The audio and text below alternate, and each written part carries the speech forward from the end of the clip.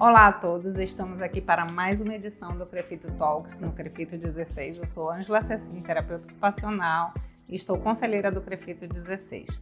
Hoje nós vamos abordar o tema sobre oncologia. Estamos aqui com duas presenças ilustres, que é o Dr. Vinícius Barros e a doutora Érica Alves, para a gente poder falar da campanha, que na verdade é o ano todo, né?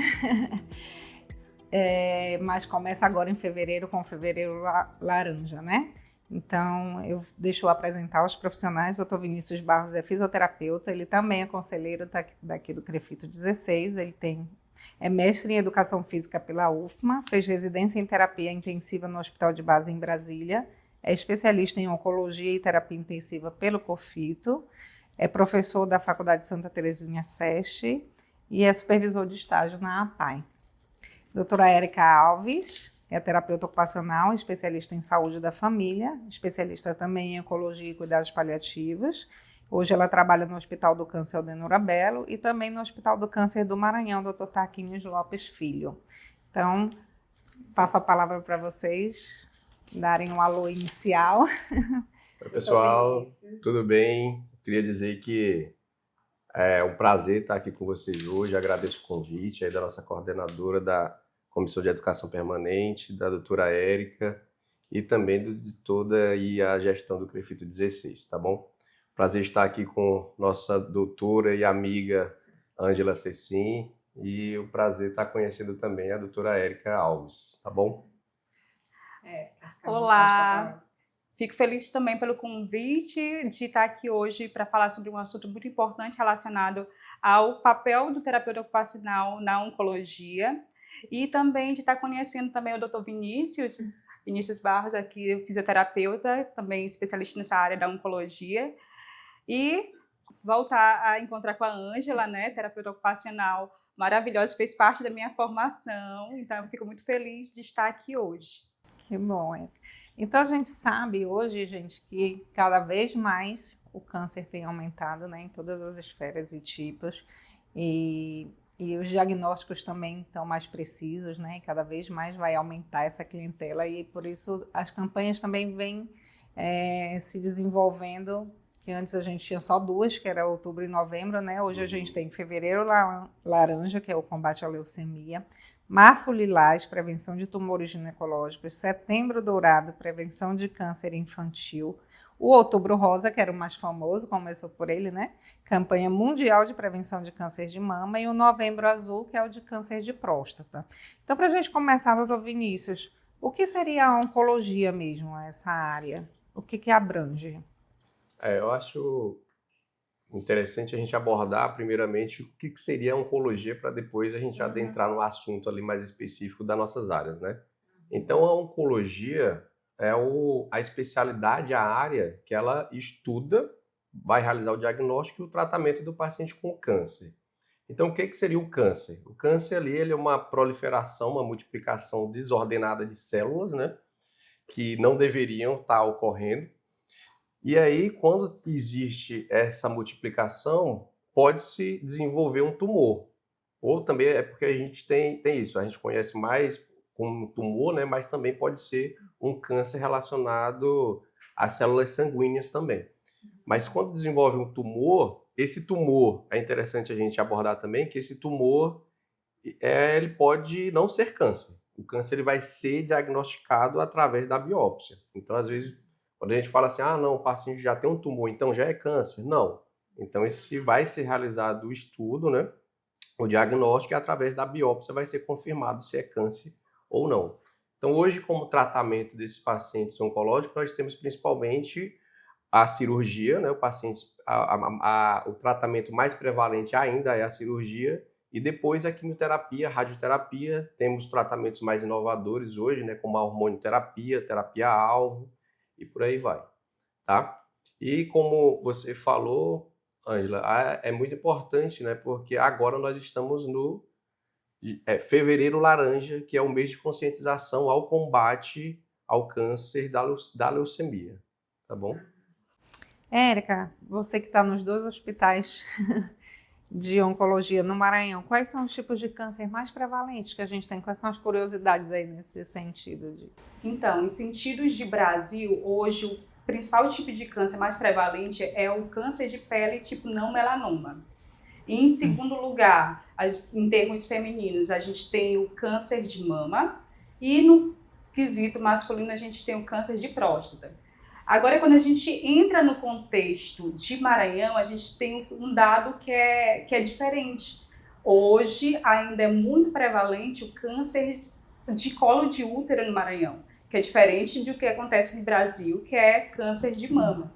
Então, é um dado que faz a gente refletir sobre as questões relacionadas à própria, como é que é a questão de saúde e de educação em saúde aqui no estado do Maranhão. Por que é que o câncer de colo de útero, que é um câncer altamente evitável, o que a gente pode pensar? Existem exames preventivos que podem ser feitos para minimizar a incidência desse tipo de câncer. E o que está acontecendo? Por que hoje ainda é mais prevalente o câncer de colo de útero? Então, é por isso que a importância das campanhas que você falou anteriormente, que é para justamente colocar esse senso de autocuidado na população, né? Não só num determinado período de tempo. Por exemplo, a gente está chegando agora no mês de fevereiro, que é o Março Lilás, né, que vai falar sobre esses tumores ginecológicos, mas não só nesse período do março, mas durante todo o ano. Sempre incentivar esse sentido de autocuidado. Vinícius estava até falando da questão, a gente estava conversando agora há pouco, sobre um dado importante de que aqui tem muito câncer de pênis, né? Isso, então, como a doutora Érica abordou, né? Então, no Brasil aí nós temos a prevalência maior de câncer de mama nas mulheres e câncer de próstata aí nos homens. Mas é interessante um dado aqui do Maranhão, que foi feito um estudo pelos médicos aí do Dutra, né, com o Hospital Universitário aqui do Maranhão, ligado à Universidade Federal, que o Maranhão ele era considerado recordista mundial de casos de câncer de pênis. E por que acontecia muito isso? Chegou-se à conclusão que estava ligado principalmente ao HPV, né, que é uma doença sexualmente transmissível pelo vírus papilomavírus humano e também pela falta de higiene. Então é muito interessante, já que a gente tem esse número tão alto aí, né, pelo estudo, a gente tinha 6 habitantes a cada 100 mil, 6 indivíduos com câncer de pênis a cada 100 mil habitantes. Então, é uma proporção muito alta. Então, é muito interessante aí que tenha campanhas realmente orientando esses pacientes, né? Porque são causas do câncer de pênis que são, vamos dizer assim... altamente preveníveis. Preveníveis. Então a gente tem como abordar e fazer campanhas para educar esses homens aí. Tá? Verdade. A gente pode começar a falar então agora sobre o que é a fisioterapia e a terapia ocupacional. Como que atua nessa área? Qual é a importância das nossas profissões na oncologia? Então é muito importante, né?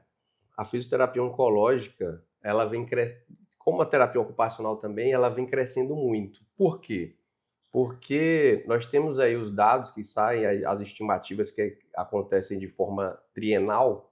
A gente tem a última estimativa aí do INCA, né, que é o Instituto Nacional do Câncer, de 2023 a 2025, e já tem aí estudos, né, que observa aí que essa estimativa do diagnóstico de câncer, essa prevalência, os casos vão só aumentar. E a maioria desses pacientes que passam por esse tratamento que eu havia falado, pela cirurgia, pela quimioterapia, pela radioterapia, eles vão precisar de reabilitação. Então, assim, o trabalho da fisioterapia, da terapia ocupacional, é um trabalho preventivo para que a gente minimize as sequelas, mas a gente sabe que a maioria desses pacientes eles vão evoluir com essas sequelas, né? E aí a fisioterapia, a terapia ocupacional vai trabalhar em cima disso. Tá levando para levar uma melhor qualidade de vida para esse indivíduo. Então, assim, o que esses pacientes geralmente apresentam? Eles vão apresentar dor de difícil controle, eles vão apresentar fraqueza muscular, eles vão apresentar edema. A gente tem uma sequela muito importante, muito prevalente, que é o linfedema, né, que é o edema causado ali pela falta do sistema linfático. Às vezes o paciente vou dar o exemplo aqui do câncer de mama. Então, a mulher passa pela mastectomia e precisou fazer o esvaziamento axilar. O que seria o esvaziamento axilar? Retirada da parte do sistema linfático dela. Então, aquele sistema linfático ali, ele drena aquela linfa. Então, como ela não tem essa parte do sistema linfático, o braço dela vai evoluir para um edema. Então, e nós conhecemos esse edema, quando não existe mais esse sistema linfático, como linfedema. E é uma sequela muito prevalente. Então, assim, a fisioterapia, a terapia ocupacional vai trabalhar em cima das sequelas desse paciente e também para preveni-las, né? Sempre com o maior objetivo de levar o que para esse paciente? Qualidade de vida. Vai proporcionar ali que ele permaneça por mais tempo independente. Preservar a independência desse paciente o máximo possível, né? E a gente sabe também que hoje é uma área que está crescendo muito, que a fisioterapia, a terapia ocupacional anda ali sempre ajudando esses pacientes, e mesmo quando esse paciente ele não se encontra ali em remissão. Então, assim, a gente tem até dois termos, né, que na oncologia, que é a remissão e a recidiva. A remissão é quando o tratamento, aquele câncer, está diminuindo, né, ali o câncer, ou ele chega à cura, então a gente está em remissão. E a recidiva é quando o câncer volta. Então, a reabilitação, ela vai estar ali em ação em todas as etapas do tratamento. E isso nós temos que conscientizar não só os profissionais, mas todos os pacientes, porque os pacientes eles se beneficiam muito disso. E a gente estava conversando antes, né, Ângela, que nós temos ainda um subencaminhamento desses pacientes. Então, assim, é muito importante até o próprio profissional conversar com os médicos, né, para que a gente cresça esse encaminhamento desses pacientes para terapia ocupacional e também para fisioterapia, e também conscientizar os pacientes que eles podem estar buscando e eles podem conversar com o seu médico, com o oncologista, com o hematologista, com a mastologista, sobre a fisioterapia e a terapia ocupacional, porque a gente tem comprovado cientificamente que esse paciente vai se beneficiar da reabilitação. Porque aí todos os incômodos que ele sente, principalmente em relação à dor, pode ser diminuir o consumo de medicação também, né? Que às vezes toma. E a fisioterapia e a terapia ocupacional, elas vão agir justamente nisso, né? Nesse controle não farmacológico da dor desse paciente, através dessas orientações, dessas atividades físicas direcionadas, através de alongamentos, orientações para medidas de conservação de energia, essa reorganização desse cotidiano desse paciente, para que ele tenha condições de realizar as atividades que são importantes para ele. Então, é esse olhar, esse direcionado para que ele tenha essa qualidade de vida dentro do contexto familiar, dentro do contexto social dele, dentro do contexto de trabalho também. Então, esse olhar diferenciado. A gente sabe que a pessoa, às vezes, faz um procedimento e volta para sua casa no interior, e lá as atividades ela vai ter que lavar louça, vai ter que cuidar da casa, vai ter que cuidar dos filhos. Existe alguma orientação específica da TO nesse sentido para essas atividades de vida diária? Existe. Normalmente, o que a gente faz? Existem alguns grupos Eu trabalho, por exemplo, no Hospital Geral, no Hospital Dr. Tarquínio Lopes Filho. E lá a gente tem um grupo chamado GAPD, que é um grupo multiprofissional direcionado aos familiares de pacientes de primeiro diagnóstico. Então, nesse grupo, o que são feitos? A equipe multiprofissional, fisioterapeuta, terapeuta ocupacional, nutricionista, o odontólogo também, então a gente faz uma reunião com esses familiares, dá orientações relacionadas à qualidade de vida durante o processo de tratamento, o que ele pode vir esperar e como minimizar efeitos colaterais durante o tratamento. Na parte da terapia ocupacional, a gente oferta o quê? Orientações relacionadas às atividades de vida diária e às atividades instrumentais de vida diária. Então, no contexto das atividades de vida diária, a gente prepara esse familiar para que ele venha auxiliar o seu ente em tratamento, para que ele consiga realizar as atividades que são próprias da gente realizar. Como, por exemplo, atividades relacionadas à higiene, o banho, como é que o vestuário, a questão da alimentação, mobilidade. Então, a gente faz orientações às vezes pontuais. os pais pensam assim,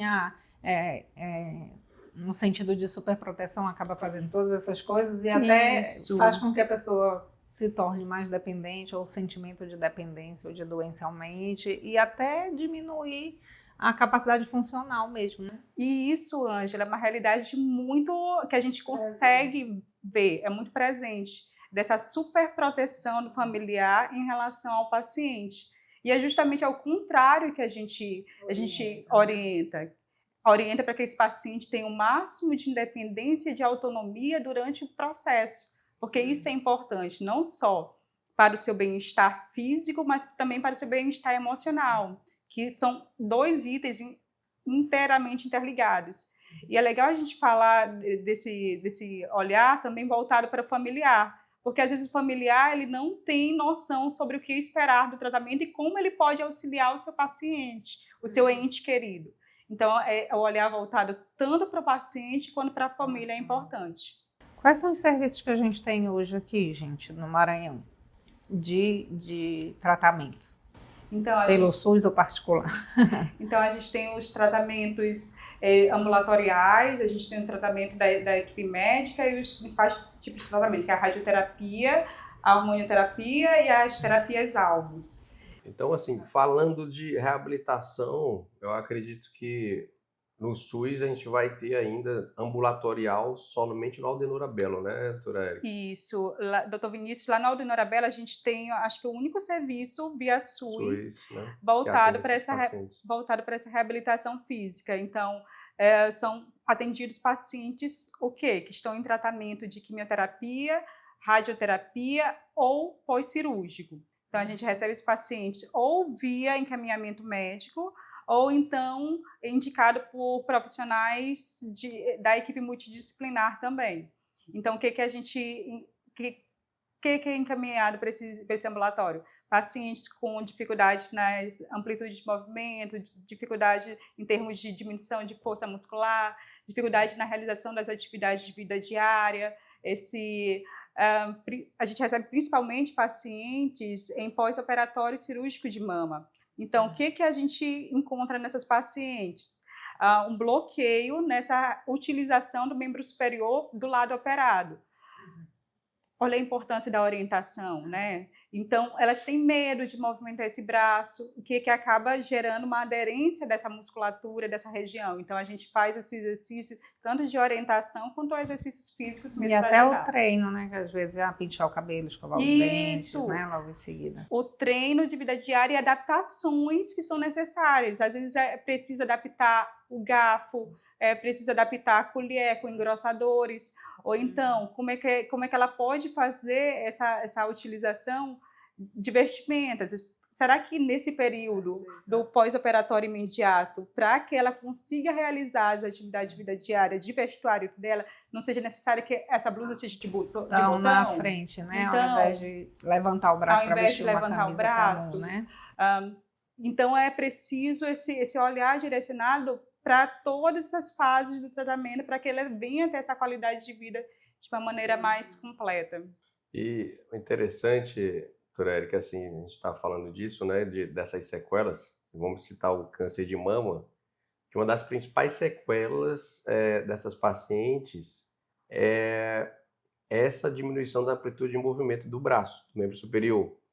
E isso é uma complicação interessante, por quê? Porque a maioria dos nossos profissionais, eu trabalho também na graduação e na pós-graduação, a maioria dos profissionais, eles estão ainda com o nível científico ainda desatualizado. Então, antigamente, quando eu formei, era passada essa orientação. O paciente que faz ali a mastectomia, ele deve fazer uma abdução do braço até 90 graus. E hoje a gente já sabe que isso já é um mito. Já está ultrapassado. Quando a gente realiza essa orientação, às vezes, tipo, essa paciente que está lá no hospital, no pós-cirúrgico, é passado para ela, você só pode levantar o braço até 90 graus ali.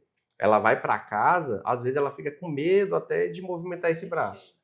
Então, ela volta com dor e retração dessa musculatura e diminuição da amplitude de movimento. Aí qual é o que agrava mais? Às vezes essa paciente ela fez ali a cirurgia, mas ela não terminou o tratamento ainda. Ela vai fazer um tratamento adjuvante, é um tratamento complementar, vamos dizer assim. Então ela vai fazer ainda radioterapia. E aí quando ela chega lá na máquina da rádio, ela não consegue fazer a sessão de rádio porque ela precisa levantar o braço numa posição de 180 graus ali do ombro, de abdução. Então ela não consegue levantar esse braço, ela não consegue posicionar. E é quando o médico vai encaminhar ela para fazer a fisioterapia, a terapia ocupacional. Já passou do tempo, né? E aí ela está atrasando o seu tratamento, gerando mais uma complicação, né? E aí ela vai ter que fazer a reabilitação desse membro superior para ganhar amplitude, para ela poder fazer a rádio. Então, assim, isso a gente leva assim... um encaminhamento precoce. Isso, então assim, a gente tem que observar isso, que a gente tem que ter profissionais capacitados realmente na área da fisioterapia e da terapia ocupacional na oncologia, tá? Mas tu tem um projeto aí, não tem? De fazer um ambulatório? Sim, a gente tem um projeto, né? De comprometer aqui com... a gente tem um projeto de fazer um ambulatório. Primeiramente, a gente está buscando aí os pacientes de câncer de pulmão, de cabeça e pescoço, né? Mas o intuito é de começar para depois a gente expandir e começar a pegar mais de forma mais diagnósticos de câncer de forma mais abrangente. É interessante até isso, porque assim, às vezes tem pessoas que falam assim, Vinícius, mas o que tem de diferente na abordagem da fisioterapia? Às vezes pode até, acho que abordem também a doutora Érica, de diferente na reabilitação do paciente com câncer. Às vezes não tem algo tão diferente. Assim. A gente utiliza de todas as técnicas, vamos dizer assim. Hoje a gente utiliza a eletroestimulação, a bandagem funcional, que na oncologia a gente conhece como linfotape, a biofotomodulação. Eu gosto muito do exercício, né? Exercício funcional, exercício aeróbico, exercício resistido. Então a gente tem até uma diretriz atualizada disso, a gente procura sempre passar aí para os alunos, né? Trabalhar sempre com prática baseada em evidência, né? Científica, que a gente vai trazendo um melhor tratamento para esse indivíduo de forma mais acelerada, melhorando a qualidade de vida dele. Mas o grande segredo da oncologia, que até pessoal que eu oriento muito isso, não é uma técnica excepcional que você vai encontrar, é quando utilizar essa técnica. Então, assim, porque tem as especificidades da própria doença, né? E a oncologia, ela requer de um profissional altamente qualificado. Por quê? Porque o paciente ele pode ter um câncer ósseo, então é um paciente que vai precisar ali de algo relacionado à ortopedia. O paciente ele tem câncer de pulmão, então é algo relacionado ali às vezes cardiorrespiratório. Então o paciente ele tem um câncer gástrico, pós-operatório. Então o profissional que trabalha com oncologia ele tem que ser um profissional completo, porque o paciente ele não vai ter só um tipo de câncer, ele tem vários tipos de câncer. O câncer pode comprometer ali o corpo inteiro. Então, o profissional ele precisa estar realmente capacitado e habilitado. Então, é uma coisa que a gente vem buscando aqui, até orientar pelo CREFITO 16, é que os profissionais se busquem realizar essa capacitação, porque a gente sabe, como a gente falou, a estimativa só cresce de casos de câncer. E a gente sabe que esses pacientes vão precisar de reabilitação e a gente não tem tantos profissionais para atender esses pacientes. Para a gente ter uma ideia, a gente teve agora recentemente aí a prova de título pelo Conselho Federal. Aqui no Maranhão, nós temos especialistas em fisioterapia oncológica, 6 profissionais, para o Maranhão inteiro. Então a gente tem ali os profissionais que fizeram pós-graduação, né? E eu até oriento que esses profissionais eles façam depois a prova de título, né? Porque ali ele está endossando que ele realmente é capacitado para e isso traz também uma valorização profissional, né? A gente sabe que quando existe essa valorização profissional, melhora também financeiramente, essa parte é muito importante para o profissional, tá? Então a gente tem que conscientizar, não é a conscientização só para os pacientes às vezes, mas tem que conscientizar que é muito importante o profissional buscar se atualizar. E habilitar, né? A gente sabe que no futuro os concursos vão ser de Mais fisioterapia com a específicos. especialidade, Exato, né? Por exemplo, mais acho específicos. que depois que o hospital começar a fazer concurso público, contratar, ele vai pedir um fisioterapeuta especialista em oncologia, uma Esse é especialista o em futuro, em né? oncologia. porque não dá, é uma área muito específica que se você faz algum procedimento errado, você pode prejudicar, né? E aí Prejudicar. acaba entrando em perícias mesmo, que é o que o conselho fiscaliza. E é Mas- interessante isso que o Vinícius falou, que a gente, na oncologia, é diferente assim de outras áreas, a gente tem que olhar esse indivíduo no contexto completo, né? Então, é por isso que é necessário essa qualificação, porque, por exemplo, é comum que pode ser que aconteça de uma paciente que tenha câncer de mama vir a evoluir com uma metástase pulmonar. Então, tem todas as sequelas relacionadas à questão da mama, né, com essas restrições musculares, mas a gente tem que também pensar, no caso, né, doutor Vinícius, da fisioterapia, nessa capacidade pulmonar. Então, como é que eu vou reorganizar esse cotidiano dessa mulher? Então, como é que eu vou fazer com que ela realize essas atividades de vida diária, essas atividades instrumentais, se ela está cansada? Então, é a importância também do profissional, terapeuta ocupacional, nessa parte dessa reorganização desse cotidiano e o fisioterapeuta nessa reabilitação pulmonar. Então, é bem Eu interessante. fiquei curiosa sobre cabeça e pescoço, o que a fisioterapia faz? O paciente ele evolui ali com muita dor, né? Geralmente esse paciente ele vai fazer a traqueostomia, então ele vai ficar dependente ali daquela traqueostomia, né? A gente tem que fazer essa orientação desse paciente. Ele vai evoluir com complicações respiratórias também e tanto estéticas também. Então assim, a gente tem que também Tem a fisioterapia estética aqui. Estética aí também, né? Ah. A gente trabalha muito aí com o paciente cabeça e pescoço aí pós-cirúrgico, ele evolui às vezes com dor de difícil manejo. Nessa Linfedema musculatura da face? também, linfedema, né? Ou da musculatura acessória? Acessória também. Tá. Que às vezes ali o paciente ele já está num estágio mais avançado, né? Então é até interessante a gente falar isso, que eu até estava lembrando que a Érica falou, falando da metástase, né? Então o que é a metástase? É ali aquela proliferação longe do sítio primário. Então às vezes o paciente ele tem um câncer de mama, mas ele já tem ali também, já se espalhou para o pulmão. Então ali o sítio primário é na mama e ele se espalhou para o pulmão. Isso seria a metástase. E é interessante até a gente voltar ali das campanhas, porque o objetivo da campanha é esse. Porque assim, é realizar o diagnóstico precoce. Porque quando tem o diagnóstico precoce, esse paciente tem mais chances de cura. Então assim, o paciente já está com metástase, então já diminui as chances de cura dele. Porque aquele câncer ali, ele já está disseminado, já está se multiplicando ali, já está ali pelo corpo do paciente. Então, essa é a importância de realizar esse diagnóstico precoce, que a gente sabe que tem isso. Então, o paciente, quando ele está desenvolvendo os sintomas, porque o câncer ali é meio que silencioso, né? Às vezes ele não está invadindo nenhum tecido ali adjacente e essa invasão ainda não está causando algum sintoma. Quando ele está causando algum sintoma, a gente já tem que ter consciência que esse paciente ele já está num estágio assim, um pouco mais avançado. E as chances dele vai diminuindo de cura. Eu gosto de dizer que aqui no nosso estado, mas isso acontece de maneira geral no Sistema Único de Saúde, que a gente tem 3 atrasos. A gente tem um atraso do paciente buscar o médico, principalmente os homens, né, dele buscar o médico. Às vezes aquele paciente do interior, ele fica ali, tem essa cultura de tomar aquele remédio caseiro, ali aquela garrafada, como o pessoal fala no interior, né? E aí ele busca ali, principalmente o homem, o médico, aquela orientação, a consulta, já atrasado. Então ali o médico vai fazer essa consulta, vai pedir que ele realize os exames complementares.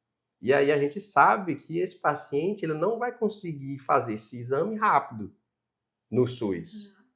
Às vezes ele vai até, como a gente tinha conversado anteriormente, né, que ele vai tentar fazer de forma particular, mas no SUS ele vai ter esse atraso também de realizar os exames. Então já é outro atraso. Fez o diagnóstico, ele tem que levar esses exames de volta para o médico. Então ele vai ter uma dificuldade ainda de levar para o médico. Remarcar essa consulta. E remarcar. É outro atraso. E aí depois ainda tem um atraso do tratamento.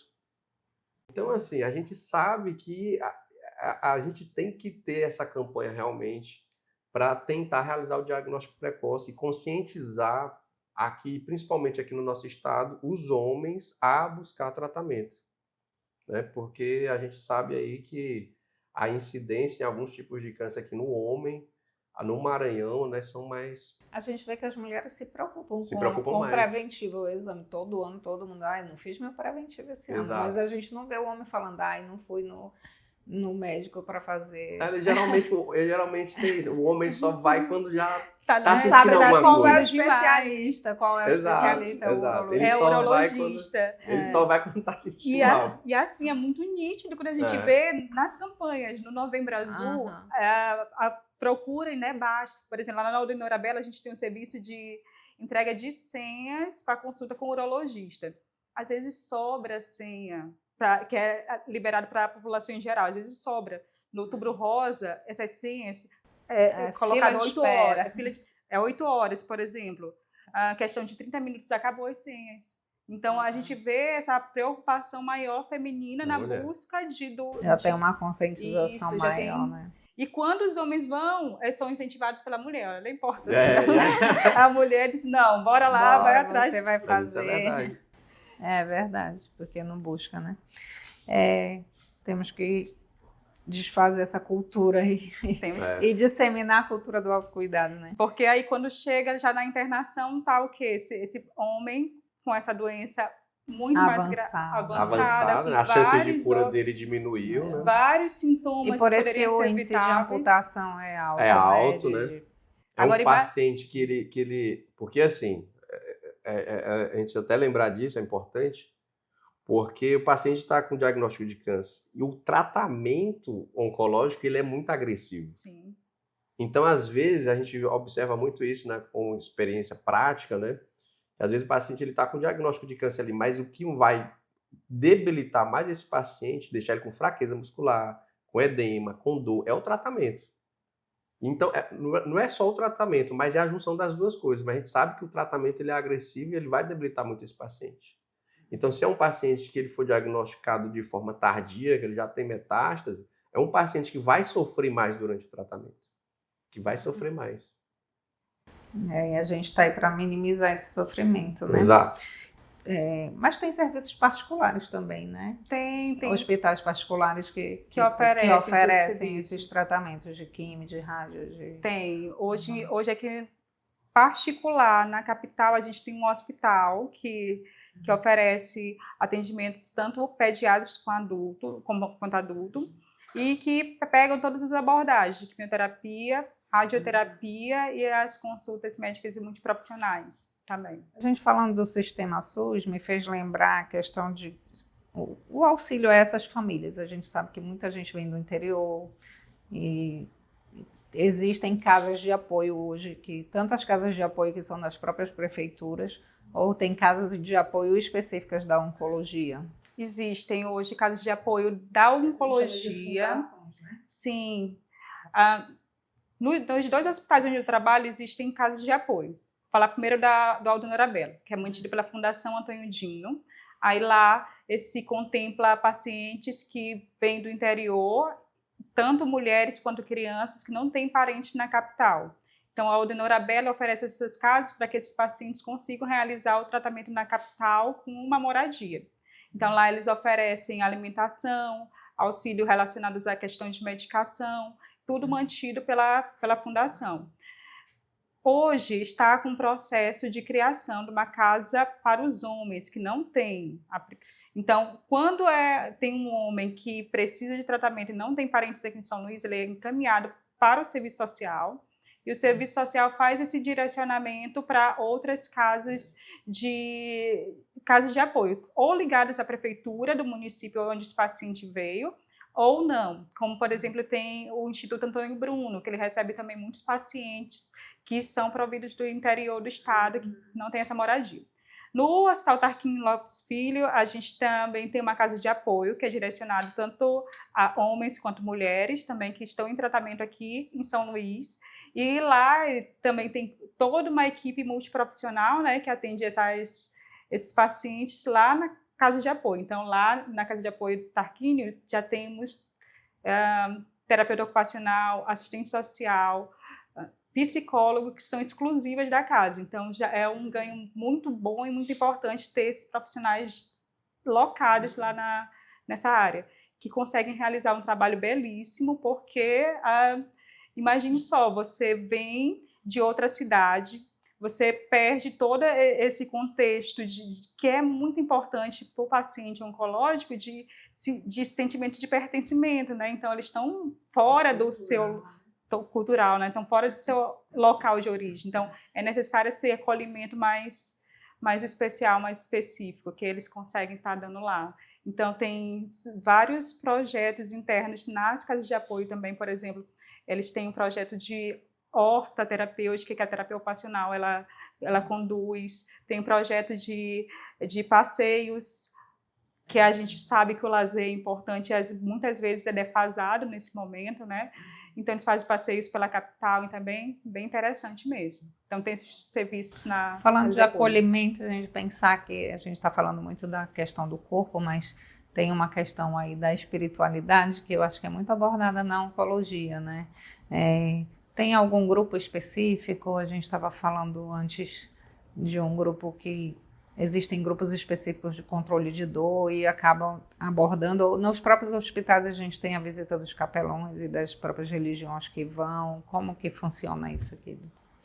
Assim, nos hospitais, então assim, é interessante a gente falar também, porque quando a gente fala de reabilitação oncológica, uma das coisas que a gente não pode esquecer é sobre os cuidados paliativos, né? Então, o que é o cuidado paliativo? É uma especialidade ali, uma assistência que vai minimizar os sintomas e fornecer para esse paciente qualidade de vida, para uma equipe multiprofissional, tanto física, psicológica, social, né, e espiritual. Tá? Então, nós temos observado sempre nas equipes de cuidados paliativos a presença ali de um profissional que seria o capelão. Esse capelão ele vai dar uma assistência espiritual para os pacientes. E não necessariamente é um padre, um pastor, existe o curso de capelão, né? Isso, que exato. Qualquer pessoa leiga pode fazer e fazer esse acompanhamento, porque e se dispor desse momento. Exato, porque esse profissional ele não vai dar uma assistência só para o paciente que é católico, para o paciente que é evangélico. Às vezes a gente tinha caso lá, o paciente que era indígena.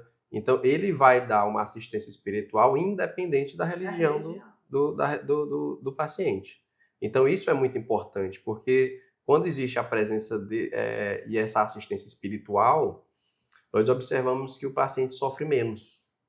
Então, não só o paciente, mas também os familiares. Então, o cuidado paliativo, ele busca isso, né? Ele não fornece a assistência somente para o paciente, mas ele fornece também para os familiares, mesmo após a morte do paciente. E até promover uma discussão maior sobre a terminalidade, porque às vezes a gente vive e esquece que todo mundo vai morrer. Né? Como que vai ser esse fim de vida, o planejamento? Às vezes até o próprio paciente quer planejar sobre o seu enterro, né? Sobre que ele já sabe que ele vai falecer. E às vezes a família não quer falar sobre o assunto, mas para ele é importante, né? Quem vai estar, como vai ser, se vai tocar música, se não vai. Então já vi várias vezes o paciente querendo abordar isso e o familiar não quer nem tocar no assunto, porque ainda está com a questão da esperança de uma cura, de um milagre, de alguma coisa. E às vezes o capelão faz essa ligação. E a gente observa muito isso, né? Que quando, às vezes, a pessoa ali, ela não tem nem essa ligação com a religião, mas quando ela tem um diagnóstico e ela se encontra em tratamento, ela procura se agarrar ali na espiritualidade, né? Para ter um conforto. A gente sabe que isso é muito importante para esse paciente, porque, querendo ou não, a gente tem aí ainda essa cultura, né, de que o câncer está ligado à morte. Então, assim, é muito diferente quando a gente fala para um paciente que ele tem a percepção, né? Fala para um paciente que ele tem um infarto agudo do miocárdio, vamos dizer, ele infartou, ele teve um acidente vascular encefálico, alguma coisa assim, mas é câncer. A percepção que a gente tem desse paciente é que ele bate o desespero, tanto do paciente como dos familiares.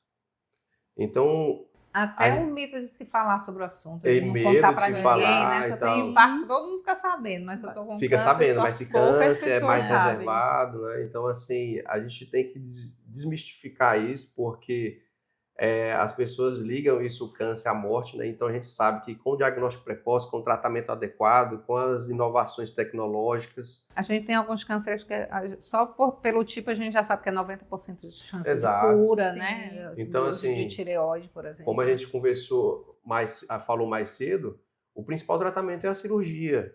Então, assim, a gente sabe ali que aquele paciente ali diagnosticou de forma precoce, era um tumor ali, pequeno, fez a cirurgia, então, assim, claro que ele vai ter que fazer um acompanhamento, monitoramento, mas esse paciente vai evoluir com a cura.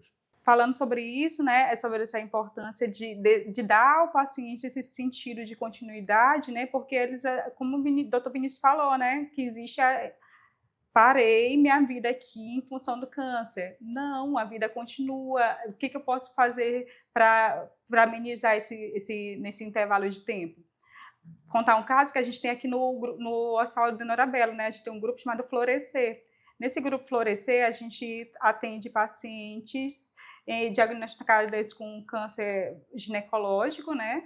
E pacientes de câncer de mama.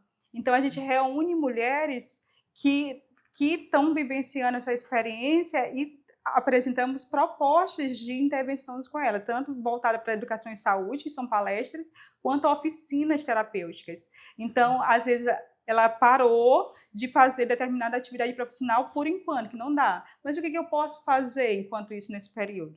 Dar opções para ela. Então, tem oficinas terapêuticas, por exemplo, para ela aprender a fazer bolo de pote, para ela aprender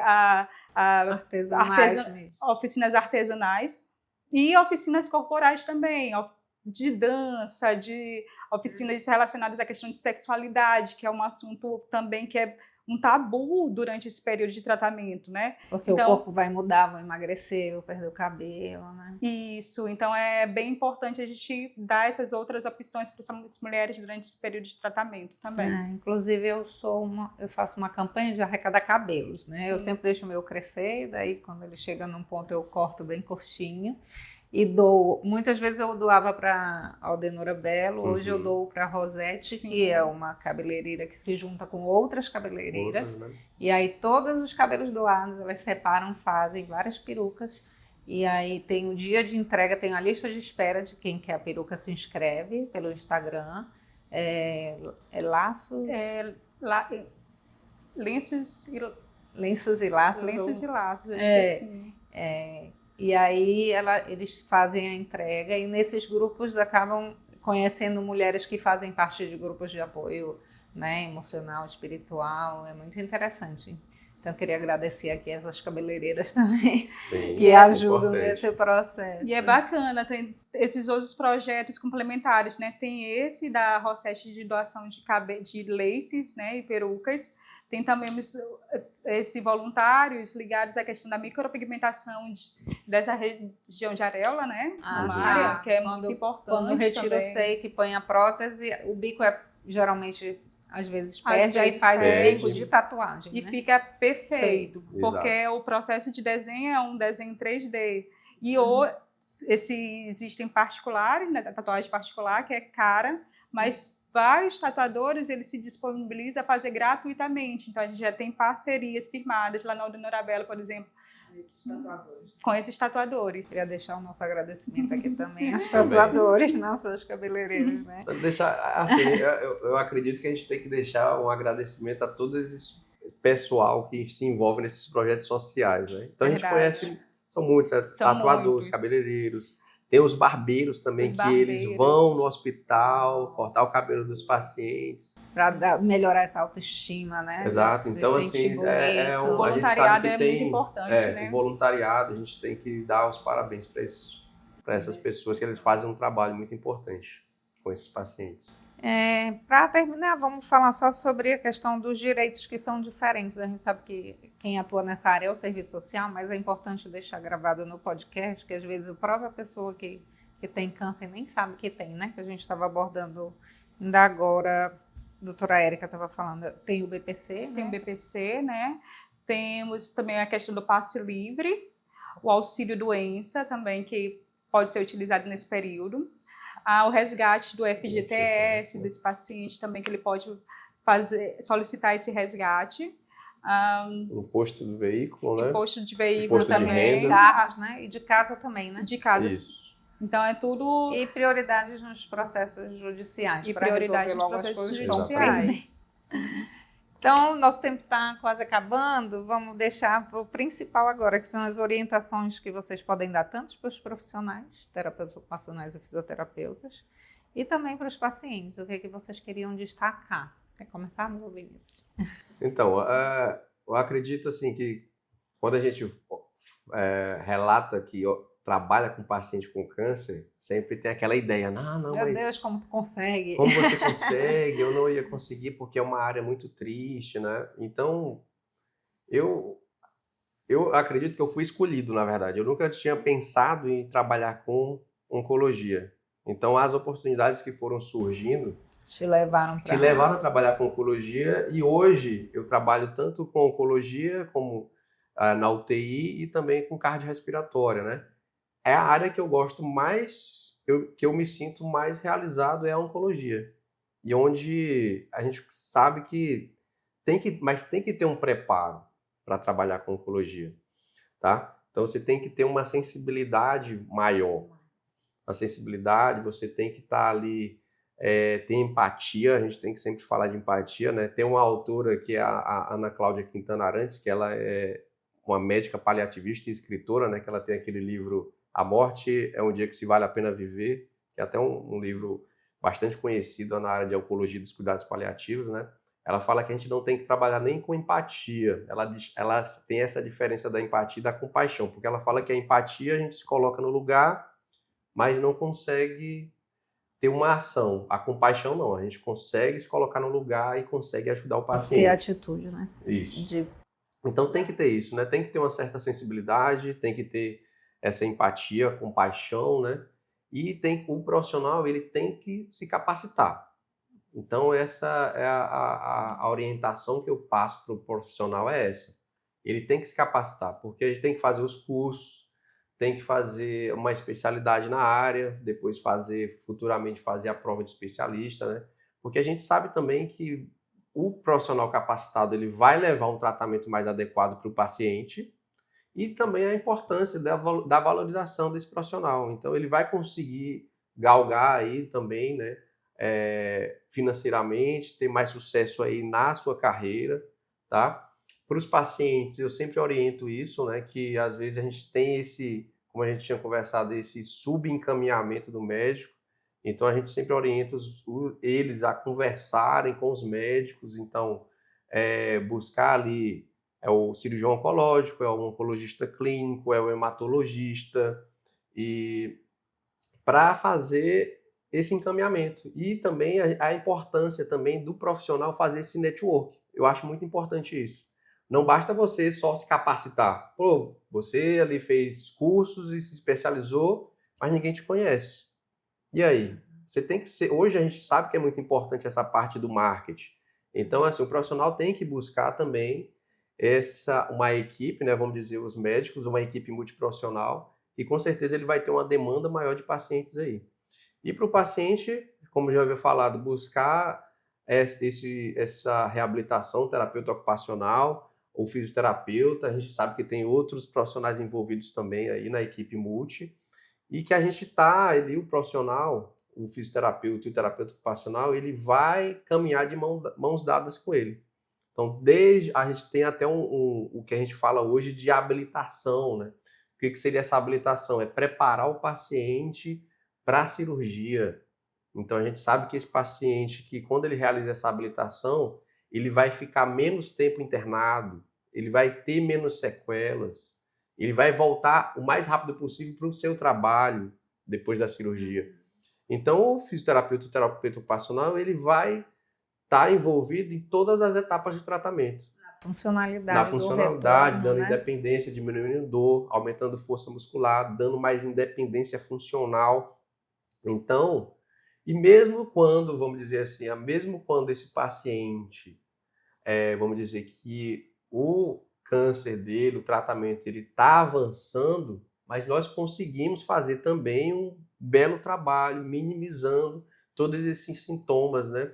Que a gente vai, às vezes, o paciente ele não evoluiu ali para uma remissão, ele está evoluindo, né? Tá agravando o câncer dele e ele está sofrendo. Então, o fisioterapeuta e o terapeuta ocupacional são capazes, com as técnicas, né? Claro que ele vai trabalhar em equipe, mas ele é capaz de fornecer menos sofrimento para esse paciente. Então, a gente vai caminhar de mãos dadas com esses pacientes, ajudando sempre para que esse paciente tenha mais conforto.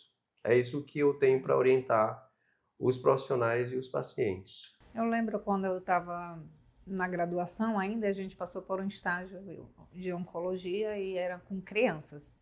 E aí a professora teve um trato melhor com a gente, porque todo mundo realmente ficava muito abalado com a imagem do corpo diferente, com o sofrimento, com tudo.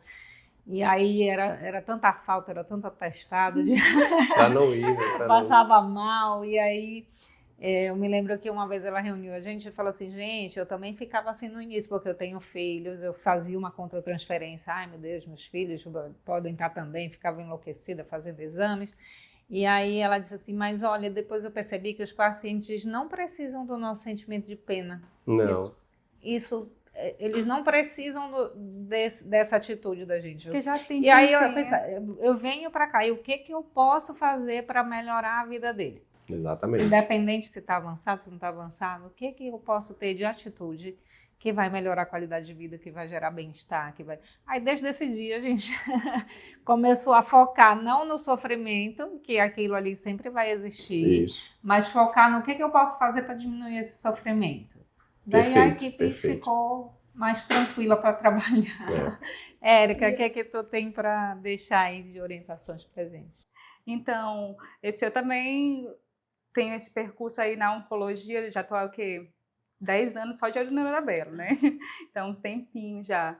E é necessário que o profissional que queira adentrar nessa área tenha justamente isso que o Vinícius falou, essa visão holística sobre todo o processo de tratamento. Então é necessário esse processo de adquirir conhecimento, esse processo de qualificação, porque eu preciso atender esse paciente da melhor maneira possível, para que ele tenha uma boa qualidade de vida, para que o familiar dele consiga gerenciar todo esse processo também durante o tratamento. Então é necessário ter esse olhar, não só para a questão da doença, mas também para todos os outros quesitos biopsicossociais e espirituais desse paciente, porque é preciso olhar esse paciente no todo. E, além do mais, é necessário que tenha esse olhar voltado para as atividades de vida diária, para as atividades instrumentais de vida diária dele também. E com relação ao paciente, uma orientação é para que está sentindo algum desconforto em alguma atividade do dia a dia, está sentindo alguma dor que não está sendo controlada através de medicação, procurar o médico, procure seu médico, fale para ele que está sentindo determinada condição, determinada dor, determinado processo. E se for algo físico, pedir o encaminhamento para o profissional da fisioterapia, o encaminhamento para o profissional da terapia ocupacionais, que são os profissionais responsáveis por essa reabilitação física e funcional. Porque às vezes é só questão de movimentação adequada, é só questão de orientação para a realização de determinada conduta, que vai amenizar esse desconforto de dor dele. Então, é necessário que faça esse encaminhamento, que esse paciente venha para os serviços de reabilitação de maneira mais precoce possível, tá? E precisamos de mais profissionais na área de oncologia, porque hoje são poucos profissionais que estão nessa área, então a população com câncer está aumentando gradativamente. É uma área promissora. É uma área promissora. E perdemos esse alcance, porque não temos profissionais suficientes para a nossa demanda. Então, é necessário que venha mais profissionais para essa área da oncologia, que sejam profissionais com interesse e capacitados justamente nisso. Fisioterapeutas e terapeutas ocupacionais, vamos nos especializar em oncologia. Porque tem área, tem mercado aí. Está querendo contratar e não tem gente, né? Estamos querendo contratar, tem vaga aberta na Norabelo, fazer logo a propaganda, porque está faltando profissional no mercado para essa área. Mas falta profissional, realmente. Gente, foi um prazer estar aqui com vocês, acho que foi bastante esclarecedor. né? Vamos brindar, então, esse nosso encontro. Muito bom estar aqui com vocês, viu? Talks. O Bruno ali também que tá... Voltamos até a próxima, Ali. então. Beijo a todos. Tchau, tchau. Um abraço, até mais.